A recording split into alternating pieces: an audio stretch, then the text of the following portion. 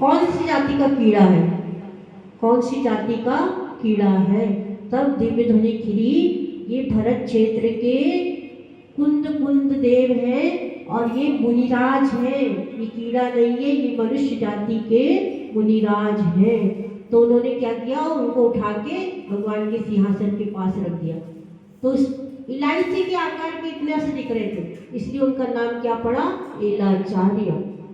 उनका क्या नाम पड़ा, एलाचार्य। और फिर वहां से लौटते समय 7 दिन तक के उन्होंने लाया। तो जो आज आपको ग्रंथ दिख रहे हैं 84 पाहुड़, जो 84 पाहुड़ पूरे नहीं उपलब्ध, अष्टपाहुड़ नहीं उपलब्ध। तो जो कुछ उन्होंने लाया और यहाँ आकर के अध्ययन में लग गए, भगवान की वाणी लेके आए और अध्ययन में लग गए।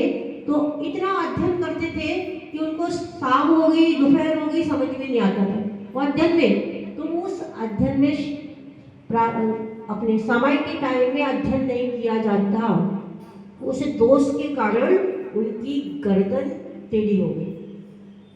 किस दोष के कारण, उन्होंने अकाल समय में स्वाध्याय किया, इसलिए उनकी गर्दन टेढ़ी हो गई। तो उनको क्या नाम पड़ गया, वक्रग्रीवाचार्य। कौन से आचार्य, वक्रग्रीवाचार्य उनका नाम पड़ा। और आते समय उनके हाथ में मयूर पीछी थी, लेकिन मयूर पीछी इतनी तेज हवा थी उस विमान में, तो हाथ से गिर गई। तो पीछे के बिना मुनि 7 हाथ से आगे नहीं चल सकता। तो उन्होंने क्या किया, वही विमान नीचे उतरा, परंतु वहां मोर पंख नहीं थे। नहीं मिलने से क्या किए, गिद्ध पक्षी के पंख थे, उसकी पीछी बना के ली। तो उनका क्या नाम पड़ा, गिद्ध पृच्छाचार्य।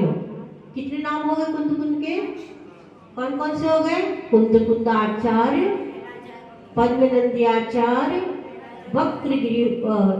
एलाचार्य, वक्रग्रीवाचार्य और 5वां गिद्ध पृच्छाचार्य। ऐसे 5 नाम उनके पड़े। वो कौन थे, पूर्व में ग्वाले का ही जीव था और आगे जाकर शास्त्रदान से कुंद कुंद आचार्य बने। आज कुंद कुंद आचार्य हमें इतने ग्रंथ उपलब्ध नहीं करके, लिख के नहीं रखते थे, रचना नहीं करते थे, तो हमारे पास क्या था बताओ। तो उन जिनवाणी का हमको सम्मान करना चाहिए।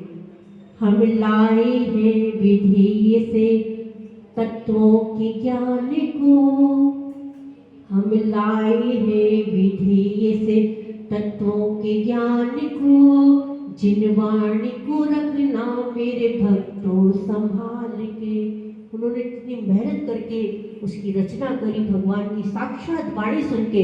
आज हम उनकी रक्षा भी नहीं कर पा रहे हैं, हमारे पास टाइम नहीं है, पढ़ने का तो टाइम है ही नहीं।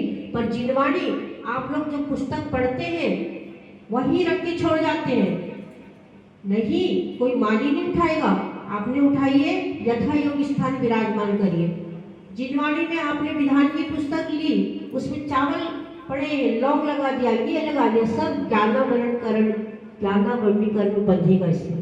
इसलिए अपनी पुस्तक विधान होते ही सब झाड़ के पोंछ के यथा योग्य स्थान पे विराजमान करना चाहिए। क्यों, भगवान की वाणी है।